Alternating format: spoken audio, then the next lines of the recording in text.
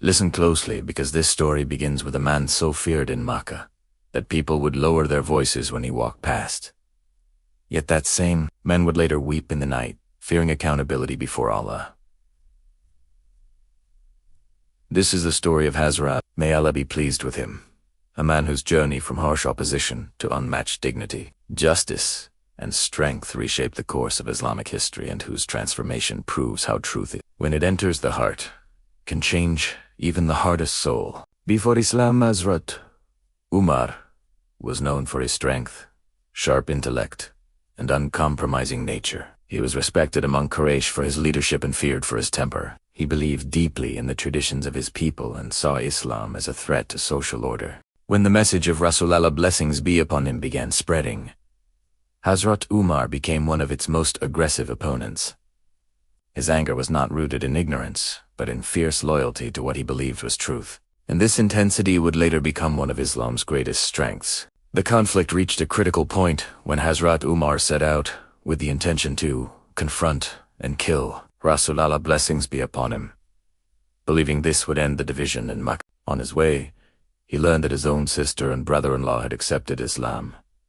Enraged, he confronted them and in the heat of anger struck his sister. When he saw her bleeding, something inside him cracked. She stood firm, declaring her faith without fear. This moment shook him more than any argument ever could. He demanded to read the words they were reciting, and when he encountered the verses of the Quran, his heart softened. His strength met something greater than force. Divine speech penetrated his certainty and replaced rage with humility. Hazrat Umar did not delay. He went directly to Rasulullah, blessings be upon him, declared his faith, and Islam gained a pillar of strength. This was the turning point where conflict transformed into conviction. From that day, Hazrat Umar's faith was public, bold, and fearless. He prayed openly, defended the oppressed, and stood beside Rasulullah, blessings be upon him, through every hardship. His courage gave confidence to believers, and his presence shifted the balance in Makkah. He became known as Al-Faruq, the one who distinguishes between truth and falsehood. Pause here and stay with this journey. If this transformation is inspiring you, support this effort. Subscribe, like, comment, and remain engaged, because what follows reveals how dignity is lived, not claimed. Hazrat Umar's leadership emerged through service, not status. He lived simply, slept on the ground, and walked the streets at night checking on the poor. Widows and children knew him not as a ruler, but as a protector. His sense of accountability was so deep that he feared being questioned for even a hungry animal under his authority. This fear was not weakness, but awareness of Allah's justice. When he became the second caliph, the Muslim world expanded rapidly. Yet power never softened his discipline nor corrupted his justice. He held governors accountable, protected minorities, and ensured the law applied equally to all, Muslim and non-Muslim alike. His administration laid foundations of governance still studied today. His dignity came from restraint, humility, and responsibility. The climax of his life came not on a battlefield, but in worship. While leading prayer, Hazrat Umar was attacked and fatally wounded. Even in that moment, his concern was for the community. He ensured leadership, continuity, and reminded people of justice. His death was mourned by the Ummah, and even by those outside Islam, because they had lived under his fairness. The resolution of his story lives on in his legacy. Hazrat Umar proves that dignity is not dominance, strength is not cruelty, and leadership is not privilege. His life answers a timeless question: can power and humility coexist? His example says yes.